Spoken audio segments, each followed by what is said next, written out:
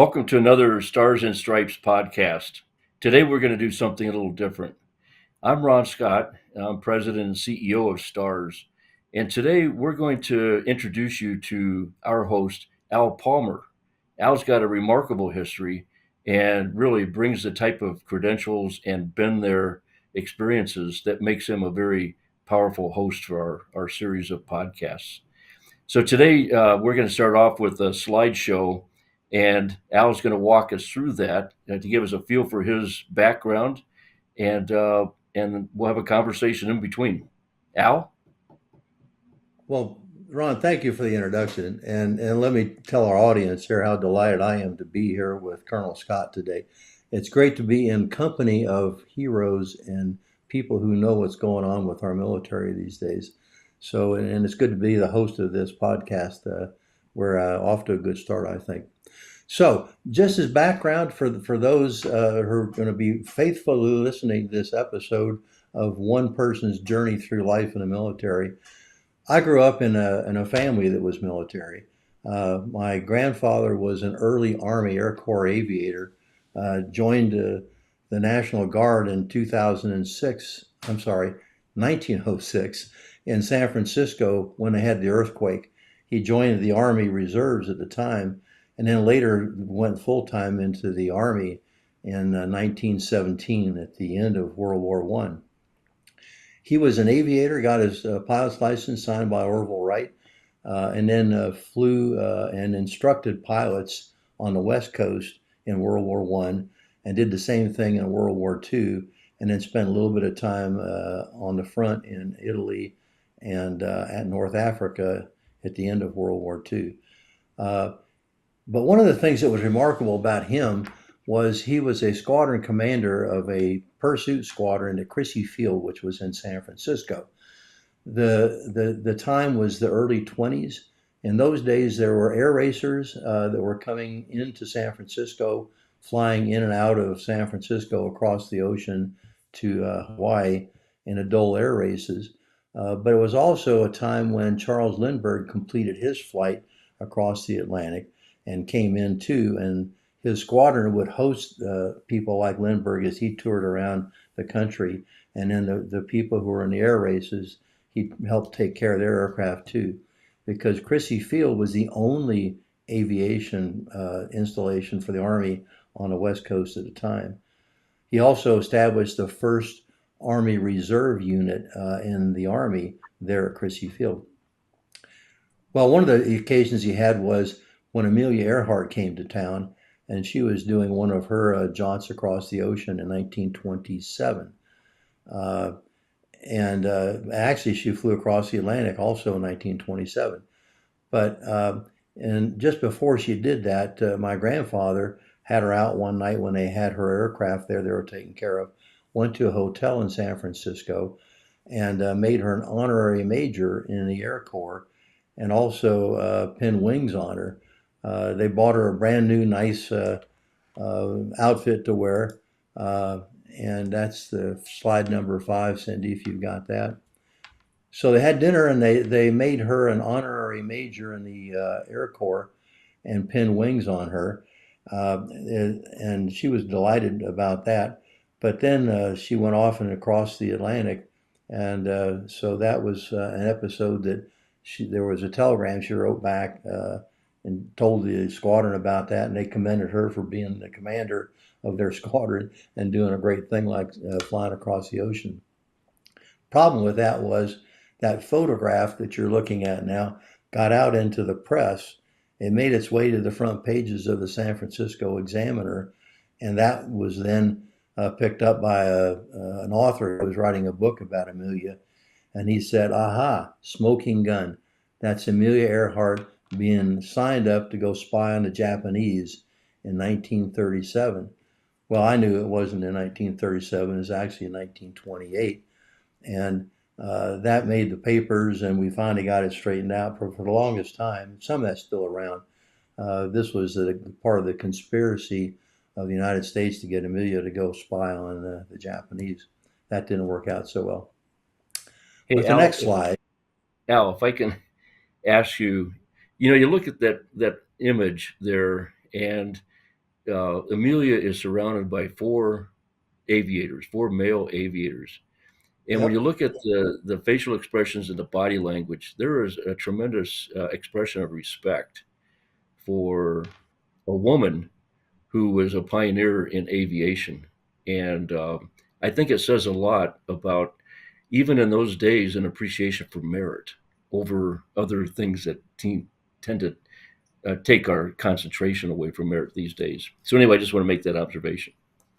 Oh, absolutely. And in fact, they were so delighted to have her. They bought this outfit for her. She came in a dress. They gave her this outfit, dressed her up, and then they pinned the wings and the major's leaves on her to make an honorary major out of her. So you're right. That's how they treated things in those days. They liked people who were adventurous, heroic, and also had great merit, as these women particularly were flying aircraft in those days.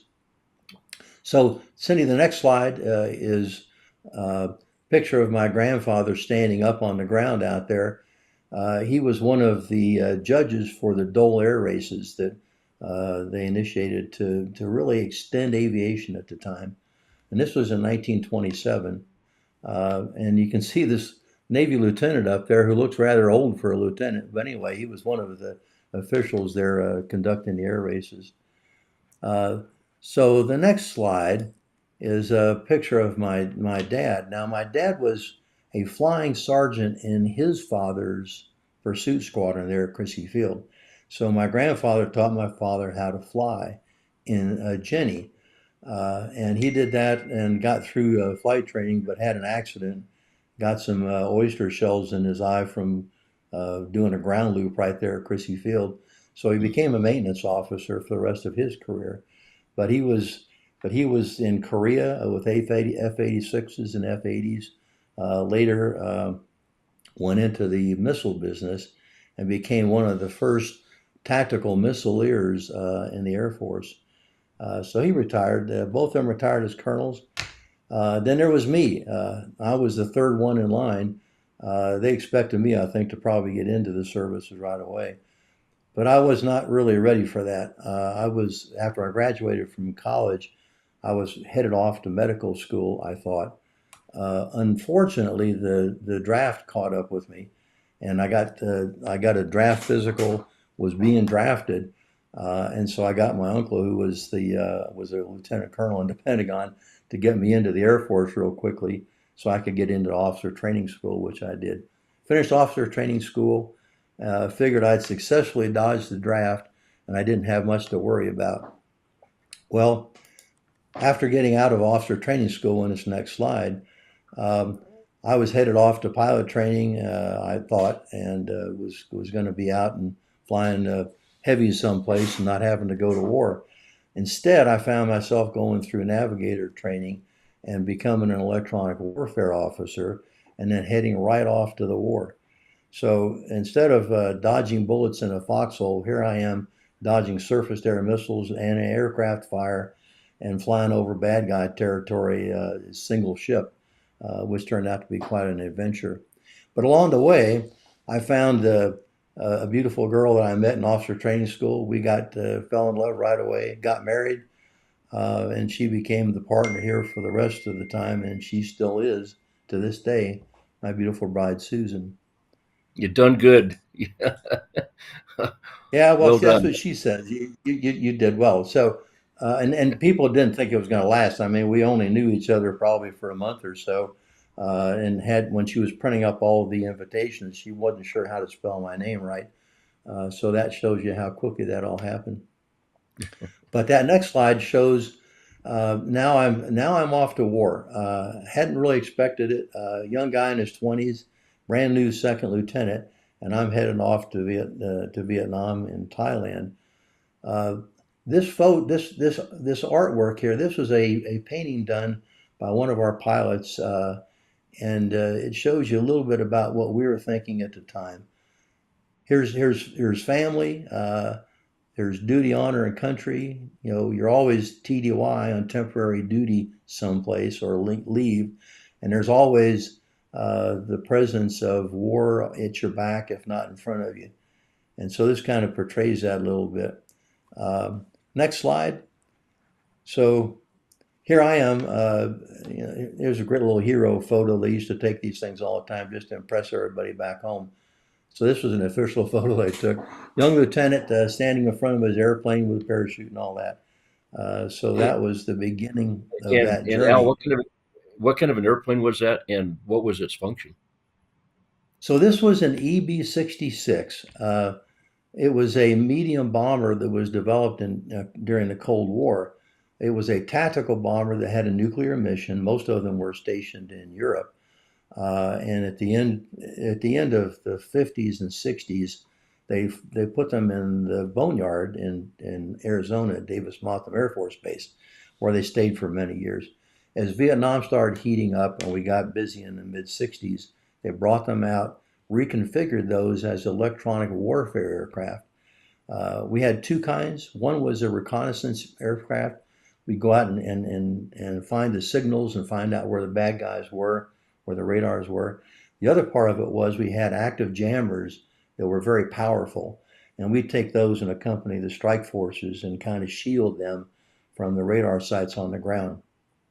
And we carried some pretty sophisticated equipment.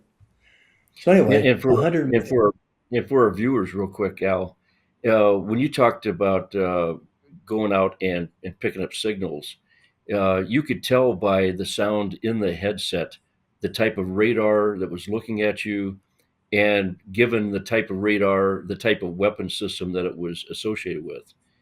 And so that was kind of a way of processing and understanding the environment that you were flying up against. Oh yes, absolutely. And in the reconnaissance mode, we'd bring that back, and the guys in the intelligence shops would put all that together, and they could triangulate the signals and figure out where they were, and as you say, Ron, what kind of radars they were. The ones we were looking for most of the time, though, were the anti-aircraft sites and also the surface-to-air missile, the SAM sites, and those are the ones that were doing the most damage to us. So our job was to find them and then jam them and put them out of action if we could. So slide number 12, Cindy. Uh, that's the end of the tour. That was 100 missions. At the end of that, you taxi back in one day, and they'd bring the fire trucks out and hose you down, and you get to go home. 100 missions was the standard at the time in the early days of Vietnam. They changed it to a year time I was there, so I got 100 missions, but I did it about a month before the year was up anyway, so it didn't make much difference. But that's what we usually did in those days. So then from there, it was from EB-66 medium bombers and the jamming stuff to F-4 fighters, the next slide, in Japan. And this is kind of a gratuitous photo of F-4s flying in front of Fuji, and it's nice and clear. It didn't usually look that way. Most of the time, as Ron knows, because he was the commander in Yokota Air Base where this was, most days you couldn't see Mount Fuji from Japan, from the Tokyo area, because there was too much pollution in the air. But I kind of like this photo because it's flying right past Japan. But the next slide shows something that's a part of this adventure. So being in fighters now, we had the primary role of defending things in the Pacific. We were the tip of the spear, so to speak, with conventional as well as nuclear missions in Japan and the Pacific. So we were on temporary duty all the time, everywhere. Korea, Taiwan, Philippines, any place else that they had a problem, we would show up with our F4s. And here's a picture of me leaving on another one of my trips with my B4 bag. As my wife kind of watched and wondered what was going to happen when I was going to come home again. And that's a tough thing on families. We had a real issue with that because we were just gone all the time. And worse than that, in a shooting war or when you're doing nuclear weapons work, that's a bit more of a challenge. So we stayed there for about a year and a half, and that was again long time away from home and stuff. But there was a period in Japan when the Air Force and the Navy were making more noise around Tokyo with their jets. And the worst part about that was The Navy put a couple of jets, the F-4s, into apartment buildings there, which didn't go over real big with the local populace. So they kind of politely invited us to leave Japan, and we did. One morning, we all went out and got in our jets. The boss, the one-star general, saluted us and said, "Take off and go down to Okinawa," which we did. So this is a picture of us arriving in Okinawa. So while I was there, I was in three squadrons: the 35th Tactical Fighter Squadron, the 36th, the 80th, which was a Wild Weasel squadron, and then we left there and went down to Okinawa and regenerated as the 67th Tactical Fighter Squadron. And that was a squadron that was very active in F-105s in Southeast Asia. So we kind of took over their role and did that. And what year approximately is this, Al? This is 1971 when we left Japan. And at that time, the F-4s were still a relatively new airplane. The earlier ones we flew were made in 1963, so it wasn't getting to be an old clunker, but they were starting to age a little bit. The aircraft had to be maintained well. Some of these had been in Vietnam and reconfigured to a wide wheelslow aircraft with some extra gear, but they still were exposed to all the humidity and the activity of flying in Southeast Asia. So they sometimes had little problems with them. Wasn't unusual to take off and maybe your tanks would drop off at the end of the runway and a small fireball would erupt and the local population would say, "Were they bombing us?" No, it's just an electrical problem.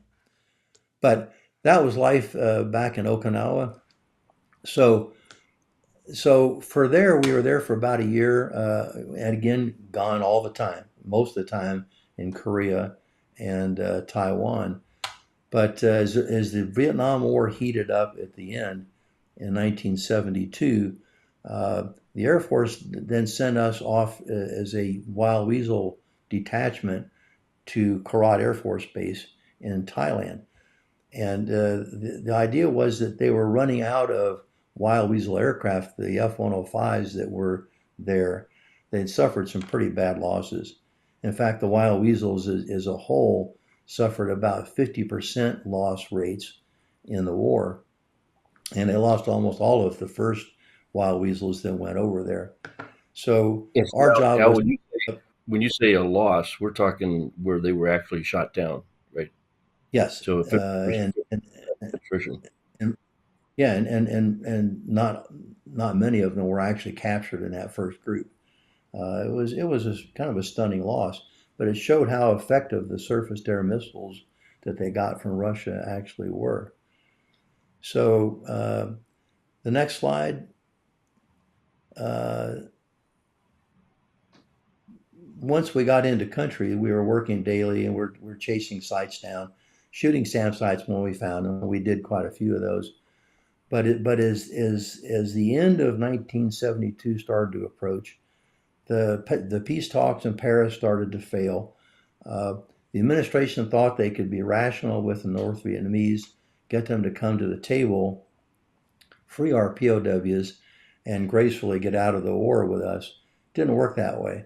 And so at the end, when President Nixon was elected, they finally decided, Nixon did, to go in and end it forcefully and decisively, which we did in Operation Linebacker 2, which is also known as the Christmas bombing campaign. So that So, was Al, 11. let me uh, what you're describing is something that a lot of people don't understand. War, as Clausewitz said, is politics by other means. And so those were political decisions. Number one, they got us into Vietnam, and it was a political decision they got us out. Now, in between all those things, as you're in theater and you're aware that you're in a mission that is suffering huge attrition rates, what was it that motivated you to strap on that jet for the next mission? Well, it was the people back home. I mean, our families, but not our families, just people back in America that had to come to a conclusion on this. And we were frankly fighting communism. it wasn't just the North Vietnamese, it was a little larger than that because the Soviets were supplying missiles to them and ammunition and equipment. So too were the Chinese. And I think the administration was afraid that they would get into a much larger conflict if they didn't do something about Vietnam. So the pressure was there on the end just to end it, get out of there, and away we'd go. That next slide, 17, Cindy. Well, this is my partner in crime on the left, Tom Floyd. He and I were crewed as wild weasels throughout the war, and we did some pretty good work up there. But this was after our very first wild weasel mission in Vietnam in the F-4s, and so coming back, our crew chief met us with a couple of beers, and we congratulated ourselves and said, "Hey, okay, maybe it's time to go home now." But the hard work was just starting. Next slide. So this was our trusty F4 474 that our crew chiefs came out one day and named for him with some nose art.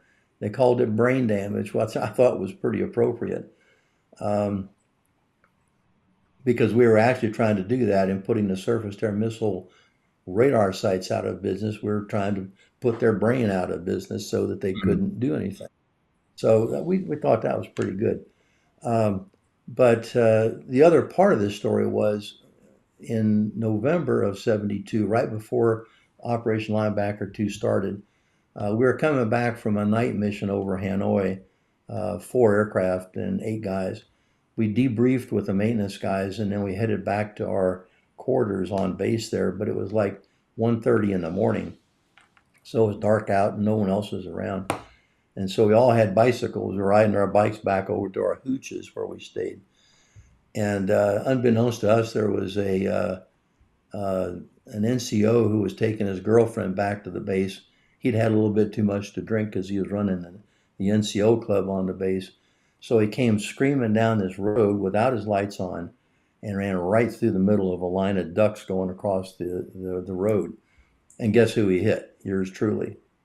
Oh And no. and I went about 20 feet up in the air and landed in a pile on the concrete. They thought I was dead because I wasn't moving too much. And so I probably had a concussion, although the flight surgeon never would want anybody to know that. But they had to stitch me up, send me back to Okinawa for a little recovery work with Susan. She got me back into shape, and about 5 days later, I'm back in country again, Mm. all patched up. But one of the problems was I had about 30 stitches in the back of my right thigh.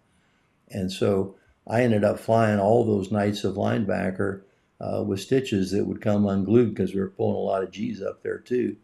And we'd come back after a mission, and my crew chief would sit there and rag on me a little bit about dirtying up his airplane with blood, Mm. and he had to go change the seat cushions in the airplane that way.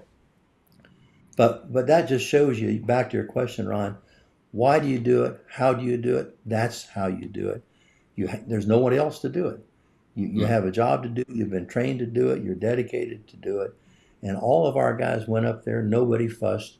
Nobody had a real problem. Um, the next slide. So this is one of the paintings that somebody did about the B-52s during Linebacker 2.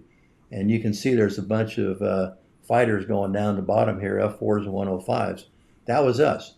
We were trying to get in between them and the surface-to-air missiles that were coming up so that we could shoot them, or if nothing else, maybe they'd shoot at us instead of them because we were more maneuverable so we could defeat the missiles where the B-52s really couldn't. I mean, they were sitting ducks. Even though they had a lot of jamming that they could use to conceal themselves, it wasn't enough when they started shooting off missiles. And this particular night, I think this was done the first night, we had 165 surface-to-air missiles in the air at one time while they were doing their strikes at their target times. Well, and now the B-52s were at what altitude roughly? They were up around 35 to 45,000 feet. 40,000 feet. So what happened, Ron, was They all took off from Guam and also from Thailand at Utapao Air Base, and then they formed up on the way in. There were three aircraft to a cell, and these cells would all come through at the same altitude, about a mile in trail, as is depicted in this painting. And then they drop their bombs and then turn and go back in the same direction out. Well, you could have put a 4-year-old on the ground with a stopwatch and figured Mm-hmm. out when the next one was going to come through and what altitude they were at and what headings they were going to come in on and then go back out on. So they lost quite a few airplanes that way. So on the third night of the 11 nights, I was up there with Tom, and we came in early off the tanker. We always came in early, actually. We were the first ones in and the last ones out when they were doing the bombing up there. So we came in, and as we did, the MiGs came down out of Phuoc Airfield, which is just north of Hanoi. We didn't know that right away. But as we came down, there was a chaff flight that was dropping metal chaff that was designed to act like tinsel on a Christmas tree. It gets in the way of the radar signals, breaks them up, and it's like a big blanket, and it covers the sites, so that theoretically they can't see people. That's why they were dropping it. The problem was they had winds that were over 100 miles an hour at altitude, and the winds were blowing the chaff right out. But these Mm. guys didn't. They weren't too worried about that. The F4s that were seeding this chaff came through nearly supersonic, and they were going. They were moving fast going across. The MiGs came down from the north, and they missed. They overshot them. And guess who was right there when they overshot us? One You and airplane. Tom. One Wow. airplane and five MiGs within about 5 mile range of us. And so we ended up actually getting on the tails of two of the MiGs at different times. The first time we got a MiG 21 right at 12 o'clock, fired a missile at him. The missile didn't tune, and it just went right by him. But it went right by his cockpit. He must have seen it because it was still lit. And Mm. so he boogied out, went back home.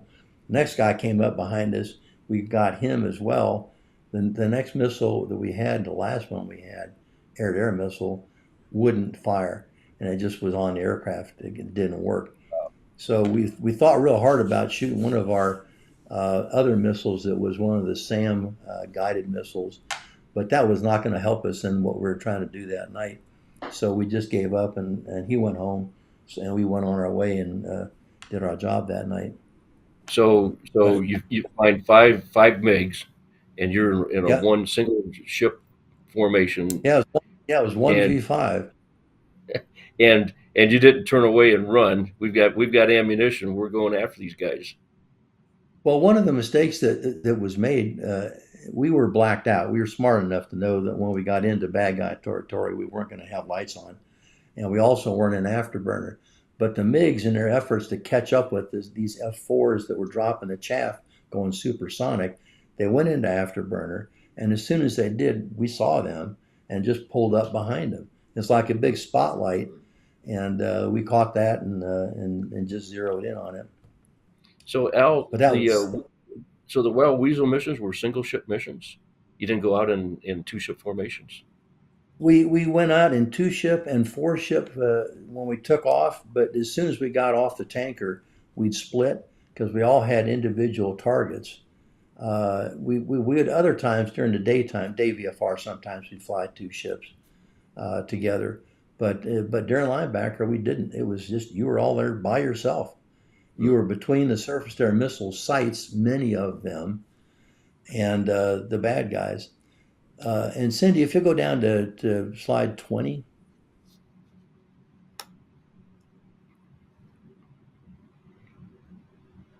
So this was our office. This was our plane 474 on a tanker, and this is how we were configured. We had external tanks, 3 bags of gas on the airplane, and the only other stations that were open were the wing stations inboard, and we carried the Shrike missiles there. the AGM-45 strikes were designed to home in on radar signals. So whether it was a surface-to-air missile site or whether it was a AAA site, an aircraft site, we could shoot them with these missiles, and then head away and go home. Next slide. So the painting that you saw earlier, this is what it looked like on a map. The red dots are all surface-to-air missile sites. The blue dots are airfields, and this is what we had to cope with. The circle is around Hanoi, which we called bullseye, and we used that as a reference point so that we would know when they were calling out the targets, at least the airborne targets, where they were. But this just to give you an idea of the landscape. The next slide will Now, Al, show you. before you move off that slide, now for our viewers, Hanoi was pretty far north in the North Vietnam, It was. and how close on that map are we to the Chinese border? The very top of that map is the Chinese border. In fact, if you look on the upper right-hand corner there, you can see the brown line. That's the border with China. So it Hmm. wasn't very far there. And we had a night where one of our guys was being shot at up there by a AAA site, went up there, put it out of business, and flew right over the border. The word got back from Washington that they wanted to see that crew and find out why they were attacking the Chinese. Well, turns out we didn't know they were Chinese or not. Someone was shooting at us, and we're going to shoot back at them. Thank you very much. Sure. So wisdom prevailed in that, and away we went. But what I want to show you here is the red dots being surface-to-air missile sites. They each had a range of about 20 to 25 miles. But this is what the coverage looked like over the target area. That was solid. There was no Mm. place you could hide from a surface-to-air missile site that night. And that's Wow. kind of what it looked like. So if you go back down to the next slide, uh, these were a little out of order. These were the some of the MiGs that we were against working with up there. This was the MiG-21, pretty capable airplane, hard to see, but it also had some limitations of its own. One of them you can see is there's not a lot of rear visibility in it, but they're a pretty awesome adversary. And for our viewers, just to give them a feel for the type of thinking that has to go into maneuvering against an aircraft like that, uh, the American air crews would study diagrams and they would understand, do we engage them in the vertical or the horizontal? And so the Yep. vertical, you've got G forces that can sharpen your turn when you're pulling down from above, or if it's horizontal, a lot of that was really dependent upon how quickly you could accelerate or decelerate and maintain turns inside the other aircraft. And so I'm just giving you a sample for the type of uh, information processing that these crews were having to process while they're up there engaged in these types of missions. So we're talking too, Ron, about day and night. Uh, the North Vietnamese, their pilots were pretty good during the daytime. They trained during the day. They didn't do much training in their Soviet instruction at night. They didn't like to fly at night, and we didn't fly much at night, so that was kind of an even thing. So when we were up there during linebacker at night, these guys were probably terrified because here's all these missiles coming past them, and it's nighttime. What do I do? I can't see anybody. So they just bugged out and went on home that way. So that was pretty much the end of it for us. We worked through the end of linebacker two, which ended in December. Oh, by the way, we gave during that 11-day time frame around Christmas, we gave the North Vietnamese Christmas off. We stopped flying on the 23rd and didn't resume again until the 25th after Christmas. You know, well, they didn't really like Christmas that much anyway. And, and, Mm. and why we ever gave that off to them, I think that was for the folks back home, so we didn't look like we were ogres bombing them during Christmas. But but what that did was it allowed them to rearm. We almost ran them out of missiles and anti-aircraft ammunition. We gave them a couple of days to get it back, which they did, And then we went back again. They're shooting at us one more time. Next slide. So this is the blood shit that I carried. This was a polite way to say when you were shot down, hey, I need a little help here. Uh, if you'll help me out, our government will be generous to you and give you rewards for taking care of us or letting us go to places where we can get out of trouble. Thankfully, we never had to use that. Next slide. So this was our plane, brain damage 474. It had the distinction of engaging the only MiGs that we ever saw up there in F4s on two different occasions. One was Tom and I, and then Bob Tidwell and Denny Haney on another night in a very similar way. So this aircraft actually ended up having 4 silver stars to its credit. All right, And and the so patch on before you depart from the slide, tell us about the medals in the upper left-hand corner. well, those are silver stars. That's the third highest medal that you can get for heroism, gallantry, next to Medal of Honor. Medal of Honor, the service crosses, and then silver stars. So that's usually reserved for people who are taking care of airplanes, which we did. Although we didn't get kills, we got them to all go home, and I guess somebody figured that was a relatively equivalent outcome. The patch you And see on the right. yeah, go ahead. I was just going to ask you about it. Yeah, so the patch you see on the white is our wild weasel patch. It's the weasel, but his hair's all standing up because he's scared to death. Uh, and the terminology on the bottom, there's a little short story that goes with that. The first guys that they put into the wild weasel aircraft was an F-100 pilot and an electronic warfare officer who had been flying B-47 bombers in SAC. Oh my God. So they took these guys out to the aircraft for the first time in Southern California in secret. They had the Secretary of the Air Force there, and all the bigwigs were there to introduce them to their new airplane. The Hun pilot was pretty good with it because it was a F-100, but the UO wasn't so sure. And somebody asked him what he thought about it, and he says, "Wait a minute, you want to do what? You want to put me in the back seat of a fighter with a crazy fighter pilot, and you're going to have us do what? Go troll for surface-to-air missiles so we can what? Shoot them? You know, you got to be kidding me." Sort of. That's the unclassified version of the YGBSM. I think our viewers might be able to figure that out. But that became our motto. We actually came up with another one, which was WTIAFB, which was a little bit more sophisticated. And that was one of our guys who had his eyes watered one night, came back and he says, "What the blank am I doing in this business?" And that became a subsequent version of that. So anyway, so that was the wild weasel business. We all got back home, but they gave us about 2 weeks off after we got back to Okinawa to our wives and families. And then Bob Titus earthquake, and we have a series on him. We did a podcast on it. Earthquake, our boss sent us off to Taiwan, and there we took over for the Republic of Taiwan because they had lost their F-5 fighters to the South Vietnamese at the end of the war. They loaned them their fighters so they could win the war.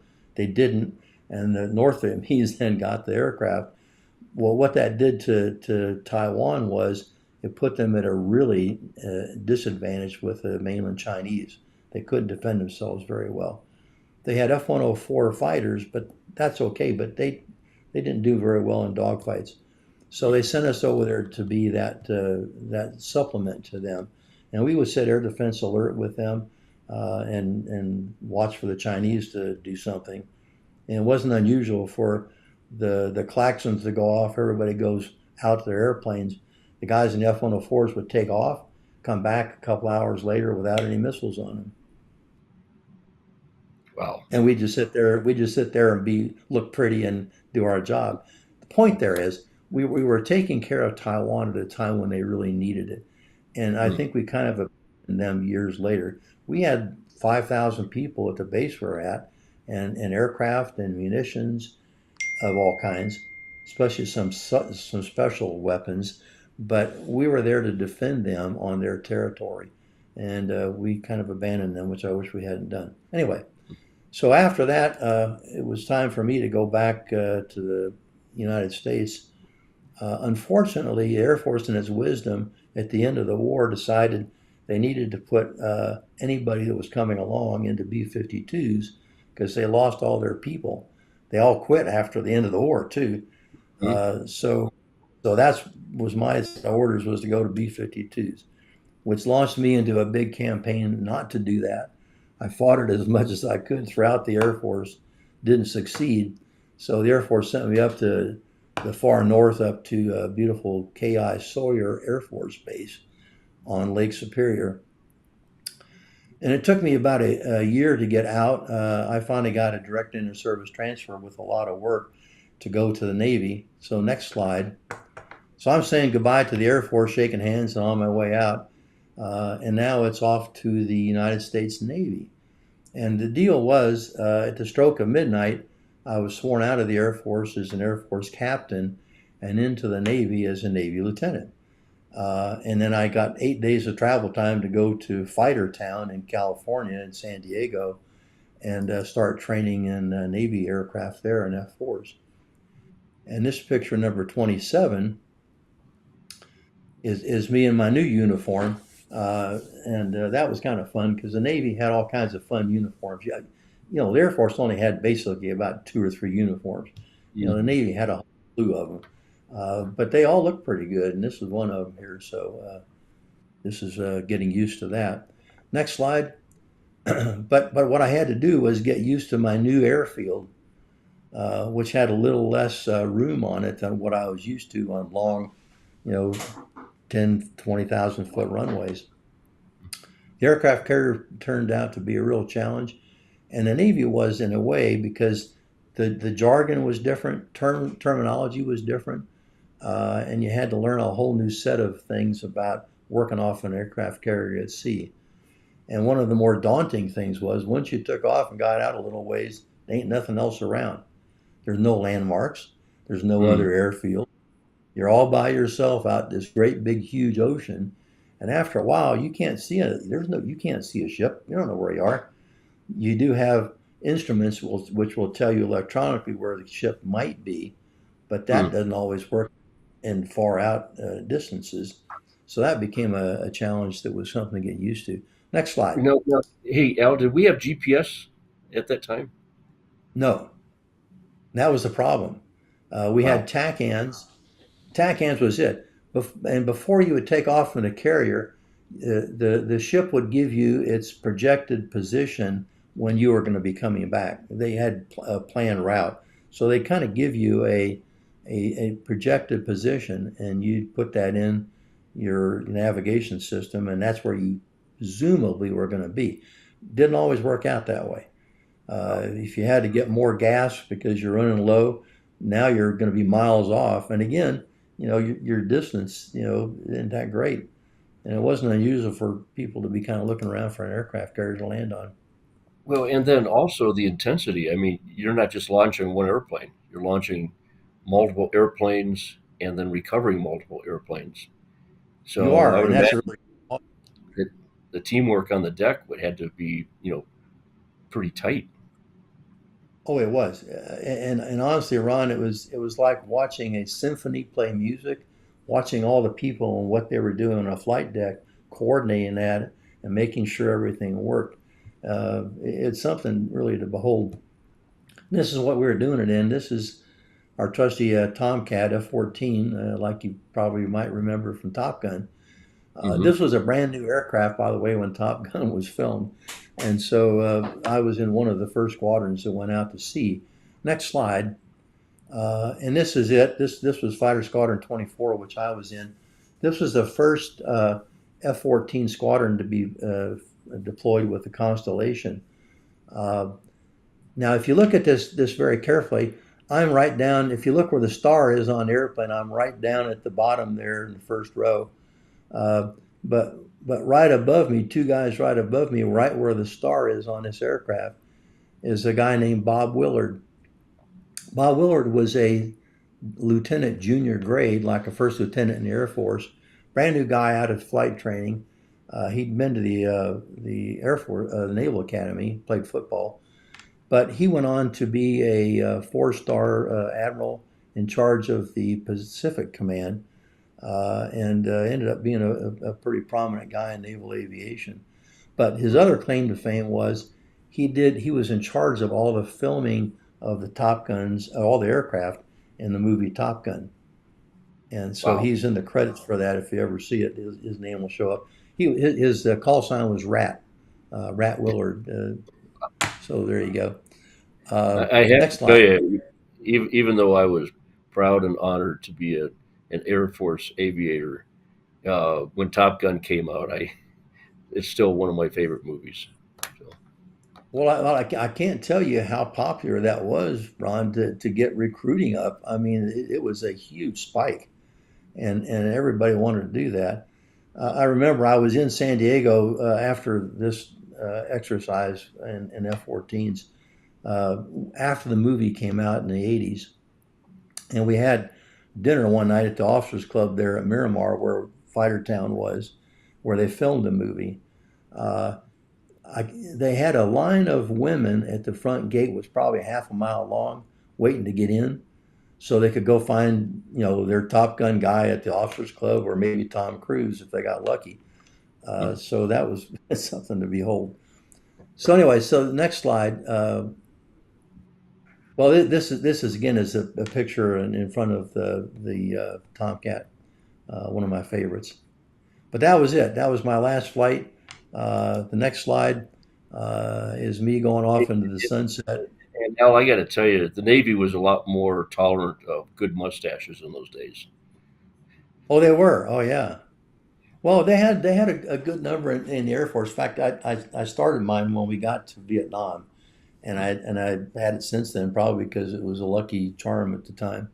But yeah, you're right, Ron. There was a little bit of that going around, and so this is the Tomcat in Afterburner at sunset. Fun picture. Next one. Well, this is on my I Love Me wall. This is a little bit of the journey.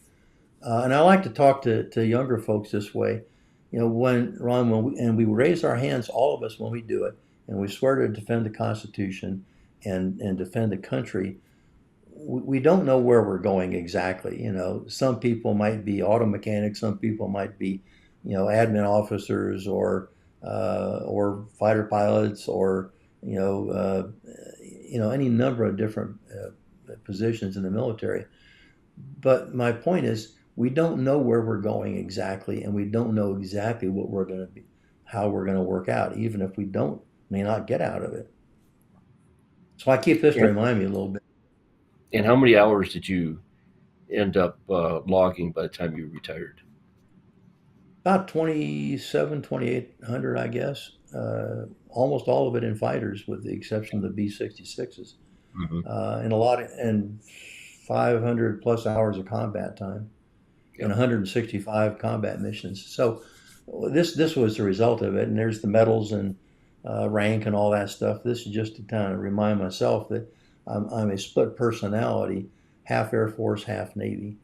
My family called me, schizophrenic, but that's another issue.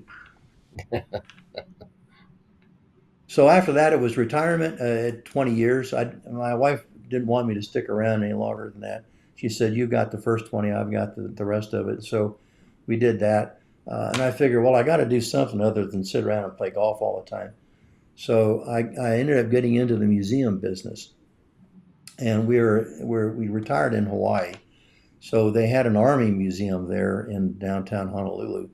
And I became the executive director of that. But then quickly got hired away after a couple of years to go to the San Diego Air and Space Museum in San Diego, which is one of the top five aviation and space museums in the country. Pretty big operation.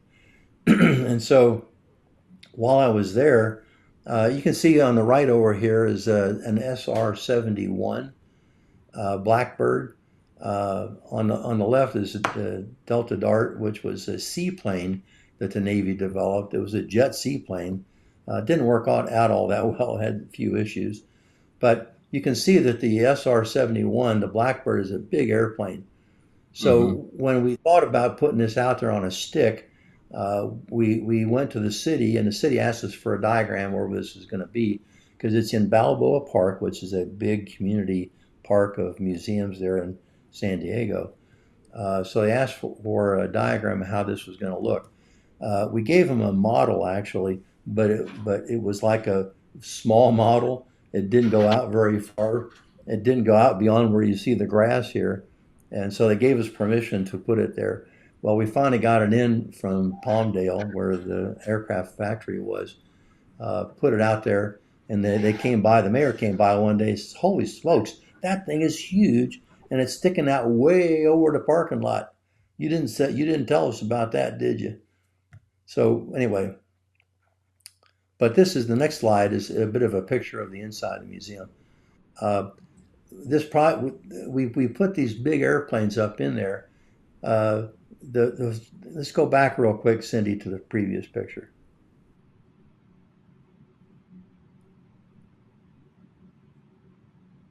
The outside of the museum, the walls there, because this was part of the 1938 Pan American Exposition in Balboa Park. This was the Ford building. Ford Motor Company built this to reveal their first V8 automobiles that year. But the walls on the outside of this enclosure are about 75, 80 feet tall. And then back again to the next slide. So you can see inside there's lots of room in this big courtyard inside. What we had to do though was crane the aircraft over the outside wall and down into the inside, and then be able to put them on posts that we pre-positioned so that the aircraft fit on their pillars. It turned out to be a much more difficult job than we thought, especially when you get a little bit of wind that comes into it with a crane. But we did it. And So in the what did upper part, so did they bring it in from above?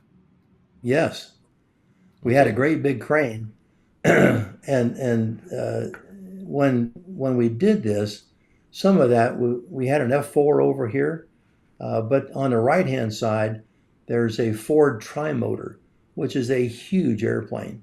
It's not all that heavy, but it's difficult just to get up in the air and over a wall and then down back inside, and have the fitting on the bottom of the airplane fit on right exactly on the post that it's going into.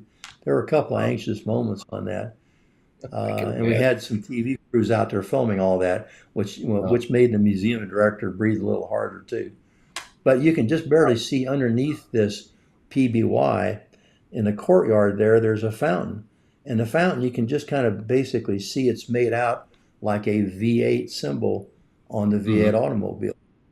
And that Wow. was done by Ford Motor Company, so it's still there to this day. Well, I'll tell you that is So, a magnificent setting. oh yeah, and it is. Well, we used to have big events out here.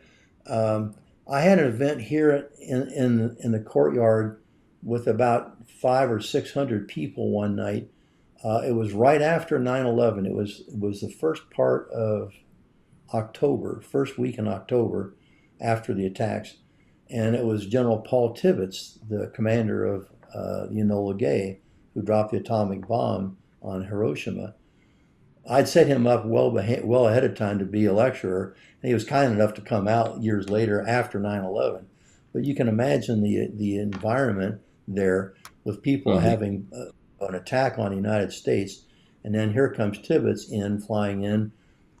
So after he gave a great speech, but afterwards, one of the reporters said, "Sir, you are coming in over the city here. Did you think about maybe how that would be bombing something like this here?" And he didn't miss a beat. He said, "No." He said, "That wouldn't bother me a bit." But it was interesting that the mood of the country then had changed Hmm. notably, and where we usually had 100 people or so, there was a full house crowd here just to see him that night. Wow.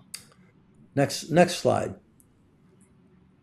So So here's the fun part about the museum business was you get to meet some pretty interesting people. We had a big dinner for the Apollo Soyuz crew to commemorate their mission in space, the first time that the Americans and the Soviets had conducted a space mission together. Uh, and the guy on the left hand side of this photo is Major General Alexei Leonov, who was the Russian cosmonaut. He was the first human to walk in space. Hmm. Then there's me, and then the next guy over is Eric Lindbergh, who's the grandson of Charles Lindbergh.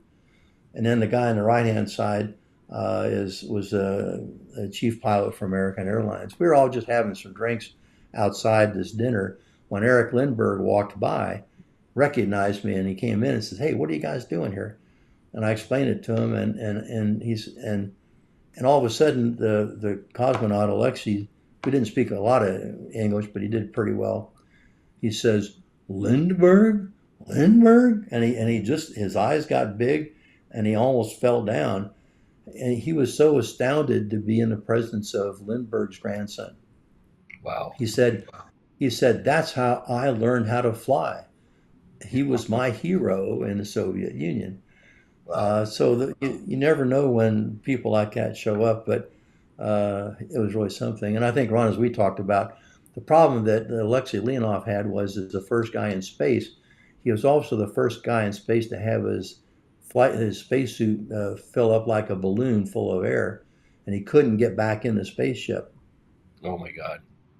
And they had to figure out how to get him back in, which they did by letting out a lot of the oxygen that he had, and he almost didn't make it back in. And this Um, wasn't a rehearsal. I mean, this is in space and trying to figure it out for the first time.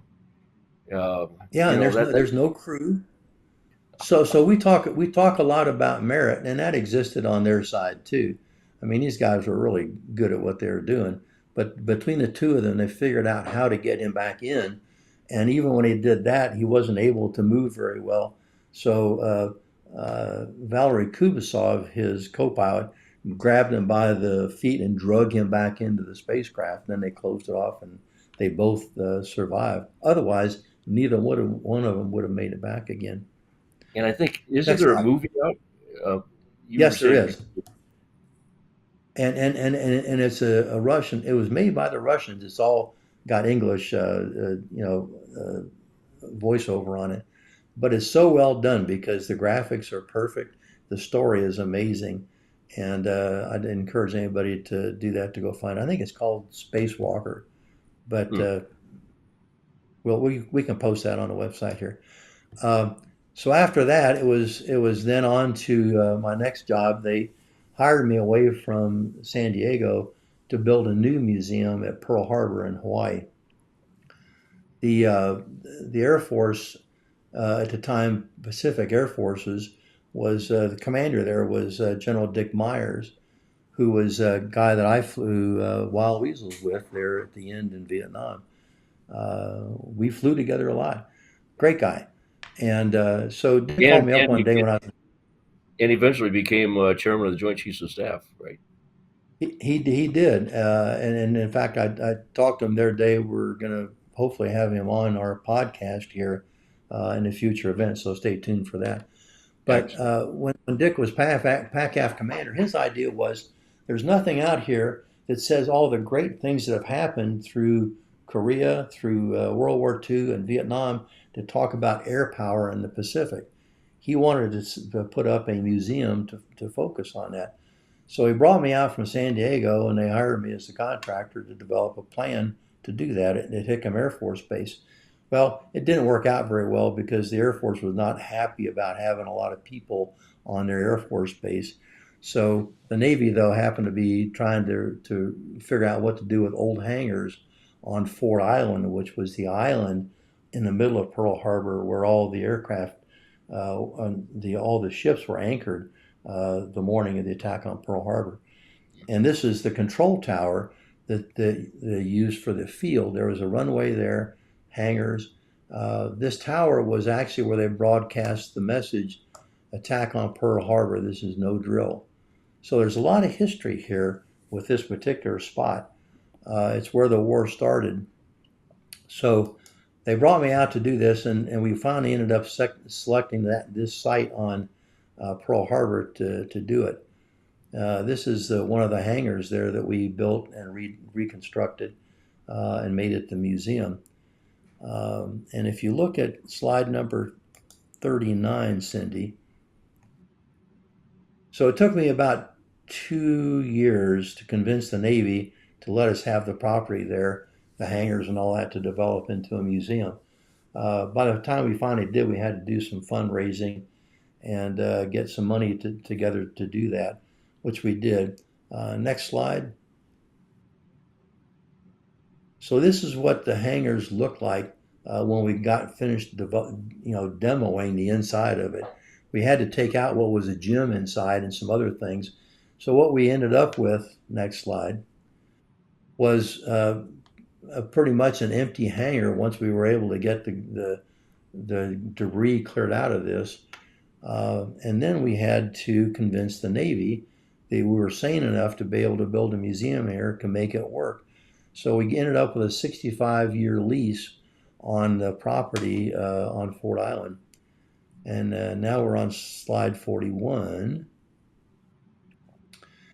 So this is the big hangar pretty much in the center here with checkered covering on the outside there is where we built the museum in the first of the hangars that were there. This hangar was one of the ones that got shot up. There are two other hangars that went with it that we had to also rebuild, but some of them still had bullet holes in the glass that was on the doors of the hangars. We preserved that, kept all that where it was. The tower over here, since well, this picture has just been taken in a not too distant past, we reconditioned it, restored it, made that into a library where the hangar operations were on the shorter part of the structure. But it turned out to be quite a process. But it took us 90 days from the time that we started demolition till we were finished with the museum. Next slide. Wow, that's And to amazing. 90 do days. That's well, I mean, even if we well, the part that was difficult about it was uh, this was a World War II structure that didn't really have much in there, just a place that they could put the aircraft and work on it. There was no operating electricity to it. There was no operating water or sewage. There wasn't a grease facility to capture all the grease if we're going to put a restaurant into it, a grease trap. So we had to do those kind of things. Plus, we had to redo the roof on it and the siding and everything else. So what we had was the structure of four walls and a roof, and that was it. So now I had to go out and find some airplanes. So we did that. Uh, Went out and begged the Air Force for a few, the Navy for a few, got some stuff. But I was also able to find a guy who did some replicas, which were able to hang, which was good. But this was one of our better finds. This was a Japanese Zero, an A6M2 the very same kind that actually attacked Pearl Harbor. This one could have actually been part of that. We're not sure about that wow. because this aircraft was found by a guy who was a aircraft recovery expert. He went to Bougainville and they found three zeros there. He was able to get the parts all back and make it into one aircraft, which we've got here. And anybody who's kind of eagle-eyed may notice, if they know what a real Zero looks like, the engine is a bigger engine. It's actually out of a T6 Texan. It's a Cyclone engine that's American, but they couldn't find the original Sirkai engines, so they put that into it. This airplane flew for the Confederate Air Force for years until one day they discovered a crack in the wing spar, and that ended its flying career. But just as I'm getting ready to get ready to finish opening the museum, we did a deal with these guys to buy the airplane, and it came. And we built a recreation of the aircraft carrier Hiryu, which this aircraft was probably on, and did a sort of a diorama exhibit for it, which was kind of cool. Next slide. But we needed some other things. So here you can see at the top there's a B-25 bomber. This is a Doolittle Raider that we rebuilt from a standard B-25J. I did a deal with somebody for a B-25 we had at Hickam Air Force Base that we owned, but it was so corroded by the time we got it into the museum we couldn't use it. So I traded it with a guy who had some extra parts. He wanted it for a movie so he could blow it up. So we just Oh, traded even for this other B-25 back here, which actually turned out to be pretty cool airplane. Uh, but this aircraft in the front is an F-4 Wildcat. It's a straight wing Wildcat. They made it in two versions. One of them for the Marines that was straight, the other one for the Navy, which had folding wings for the aircraft carriers. This aircraft was recovered from Lake Michigan. It was lost during a training accident, training a new pilot, and it sunk to the bottom of Lake Michigan, where it was nice and cold and anaerobic, meaning there were no bacteria there and organisms that could get onto it and degrade it. So the Navy hauled it up. A guy bought it from them, restored it into flying condition. And that's where I discovered it at the Museum of Flight up in Seattle. And I did a deal with the owner to buy the airplane.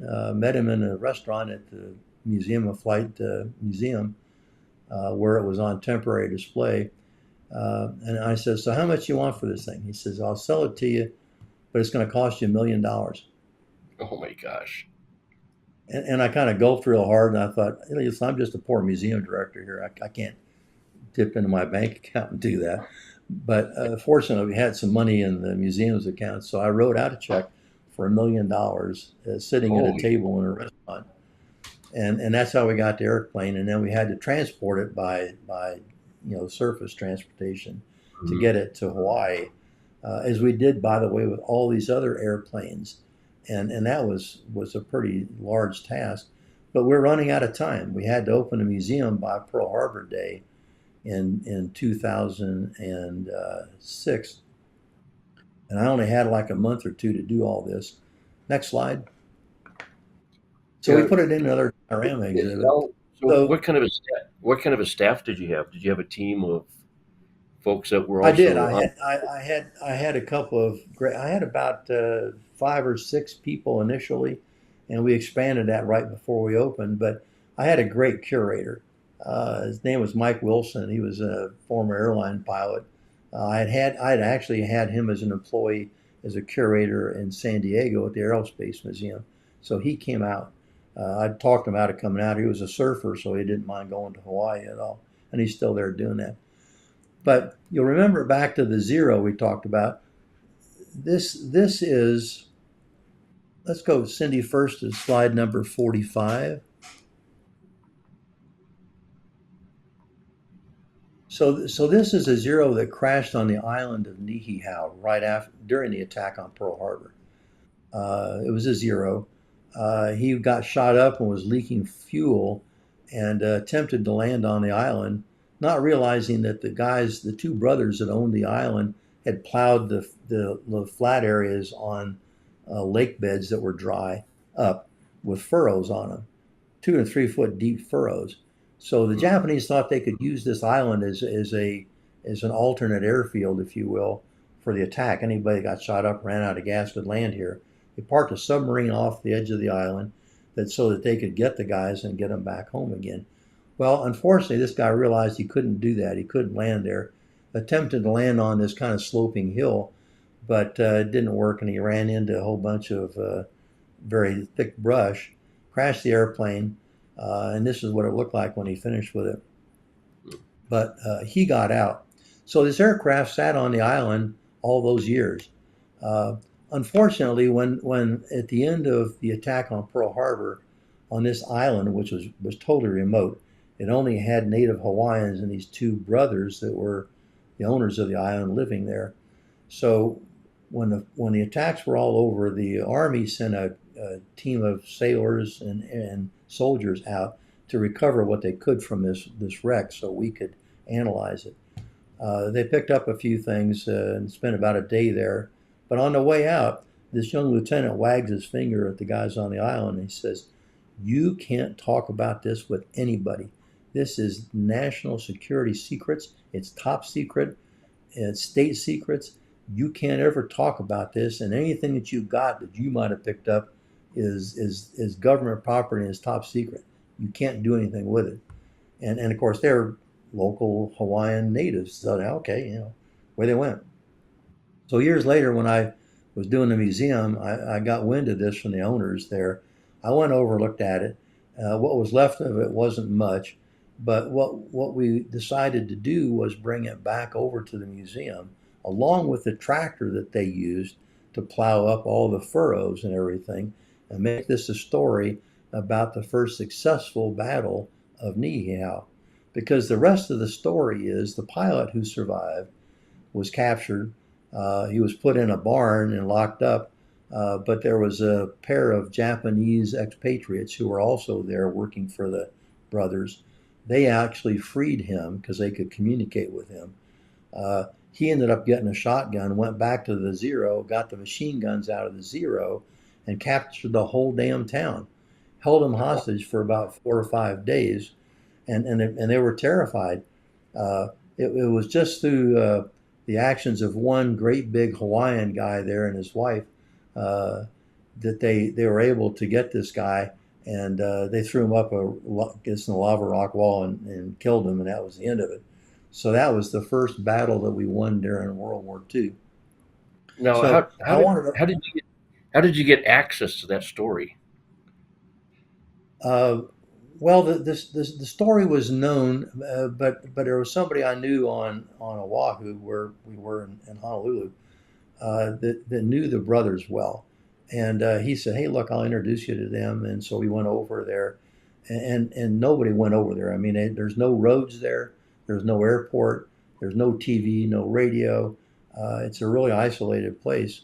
Only way you can get in there is on helicopter, and so we got them to use their helicopter and went over and took a look at it, and I realized there was a real good story in this, and it was also a good way to capture the Hawaiian audience because, they were saying, "Hey, there's airplane museums anywhere. We can go look at airplanes." Well, here's something that you can't find anywhere else, and it's about Hawaii. So we went over there and recovered the remains of the aircraft that the kids used to play on the island all the time. Go Wow. back, Cindy, to now to slide 44. So went over there, took pictures of where the remains were, and this is what it looked like. We came back and just redid the whole thing with the backdrop and everything, just where we found it on the island, as if it was still in the red dirt with the shrubs and stuff in the background. This was what was left of the Zero, not much, but we put it right next to the restored Zero that was on the flight deck, which this represented. So here's the real remains, along with the Hmm. real Zero, parts of which may have actually been part of another Zero that did the attack. So we thought that worked out pretty well. Wow. So we And, finished the and museum, it's got it. kind of a trivial question, but when you say the pilot got out of that airplane, did he climb out of the aircraft or did he Yes. parachute out? Okay. Oh no, no, he climbed out. He crash landed on. You collapsed the gear, and came down, and he crushed the whole bottom undercarriage of the aircraft because he was landing essentially on lava rock, which is very jagged and very rough. So he Wow. destroyed the airplane pretty much, and Hmm. and it caught on fire, so he was able to get out. But anyway, that's an interesting story. Hmm. So. So we opened in on Pearl Harbor Day of 2006. We had a whole bunch of really great people there for it. We had Tom Brokaw, Chuck Yeager, Wally Schirra, the astronaut, who were all on our board, and General Tibbets. We also had a whole bunch of Japanese pilots who were flying Zeros and Zeke bombers who decided to show up too. That was a little awkward for the Hmm. Pearl Harbor survivors, but it ended up working out okay. So from there, next slide, 40, yes, museum. So I retired from that for about the third time. Decided that was enough museum work. Unfortunately, when I moved back to Texas, they found me about a month later, not too long, and hired me off to be the head of the Atomic Testing Museum in Las Vegas, Nevada. And they needed somebody who knew how to expand the museum and also how to make it a little bit more visible. So that's why they brought me in. Um, it wasn't a big place, but it was kind of a nice kind of retirement museum, if you will. But their story was about testing nuclear weapons in the desert north of Las Vegas, which in itself was a kind of a neat American story. People would go to Las Vegas to gamble, then they'd go out there in the diving boards near the swimming pool and watch the bombs go off in the distance. So it was kind of a cultural kind of thing. So that was kind of fun. But while I was there, the CIA declassified most of the information about Area 51. And why is that important? Well, because Area 51 was immediately adjacent to the north part of the Nevada test range where they were doing all the bomb testing. You could literally go from gate to gate, right into the to one or the other. Uh, so so we figured, well, that might be an interesting story to include in this museum. So as I started talking to my curators about the great technology that was done out there, stealth, all of the spy aircraft, including the SR-71, the A-12 at the time, which turned into the SR-71. Uh, but those were so advanced that the technology, Ron, was so amazing with those aircraft and what we were doing for stealth technology, plus a lot of other stuff that happened later with, the YF-117 Nighthawks and all too. But uh, so I said, look, guys, we can put this story together. We'll tell about all these great things we can do now, right? And they said, yeah, boss, but what are we going to do about the UFOs and the aliens? And I said, excuse me. Well, people are going to ask where are they, because there's a big rumor that there's aliens and UFOs out there, and they're hiding them from American people and keeping it from us. And I said, stop, stop, stop. You know, I don't want to hear that. Yeah. But they said, no, that's okay. And we have some things and some people we know who can help you with that, and they have artifacts and things like that. So I said, all right, we'll do this on one condition. We're going to tell this as a two-part story. One story is about how we really did things and how amazing that was and still is to this day, and how it's worked out for us. And then the second story can be about UFOs and aliens and rumors that go with it. And so that's what we did. But the next slide is what we called this exhibit, Area 51, Myth or Reality. And you'll notice, Ron, the shape of this UFO that's there, that's Mm-hmm. actually the head-on view of the SR-71 or the A-12. It's Yeah, the I can see head-on that. profile, and so that's why we're doing this kind of double entendre thing with is it real or is it not real? And Mm-hmm. so that so so that got me into the alien business. And here's one of the exhibits we did in the museum. Me hanging out with one of the UFOs here. Sorry, the aliens and UFOs. Yeah. But along the way, next slide, um, we were doing a lot of advertising for this locally in the media there to get people to come out and see it, and it was hugely successful. I Hmm. even had a Smithsonian conference there that talked about UFOs and things, and I had to convince the Smithsonian Institution that we could do that because they said, "Hey, we're not into UFOs and aliens. We don't do that at Smithsonian." And I said, "Yes, you do." And they said, "No, we don't." "Yes, we do." Uh, because I had a guy who was a reporter I was working with who had actually been a part of a conference I did back there in the 70s talking about aliens and UFOs at the Smithsonian. So we convinced them that that was an okay thing to do as a Smithsonian affiliate. But this advertising we were doing, we did on this one radio station. It was a CBS radio station in Las Vegas. And so I was doing a lot of advertising. When they called me up one day, the manager did, and he says, "Look, how'd you like to be on the radio every Saturday night? And you can talk about this with people, and you can talk about things that go bump in the night and aliens and all that. Might be interesting advertising for your exhibit." I said, "Yeah, I could probably do that. I've done some of that before." Yeah. So What year was this? this was 2013. And Okay. so they were doing this every night for a night, and I did it for a month or so.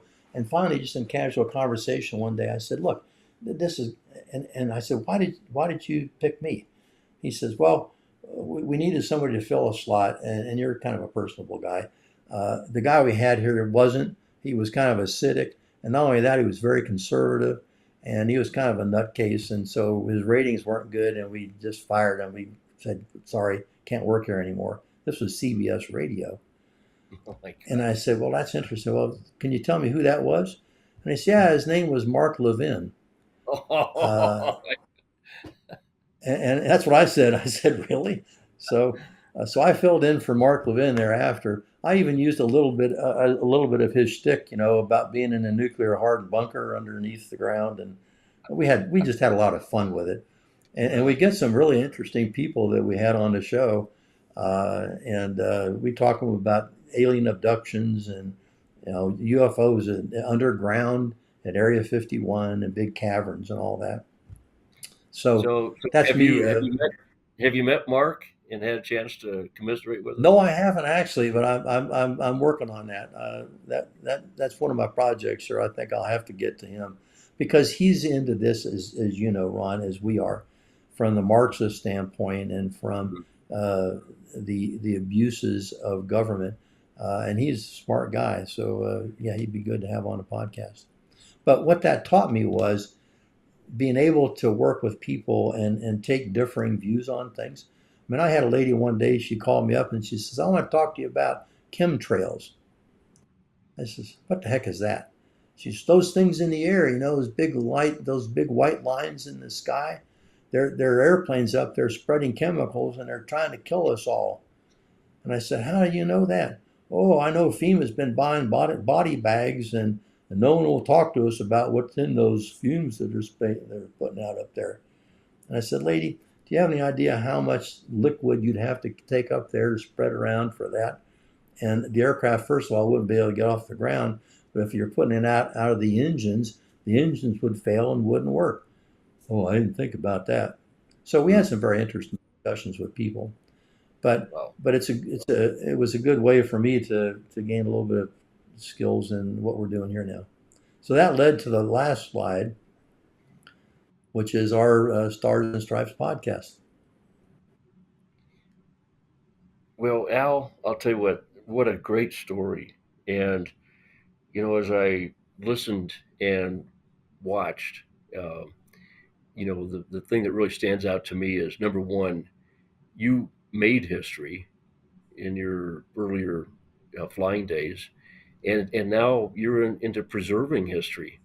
You've done it through the museums, and now you're doing it through these Stars and Stripes podcasts, where you're interviewing people that have been there, they've done that, and a chance to reflect on what it's all about. So I'll tell you what, Stars is so blessed to have you in that seat narrating these podcasts, and I thank you for that. Well, Colonel, thank you so much. It's a pleasure to be here with you. And for our listeners out there, we'll have more of these kind of things to talk about, hopefully. And if you have any questions, if you're interested, go to our website, stars.us, and you can see what Colonel Scott and the rest of our brilliant folks here are doing. We got everybody else.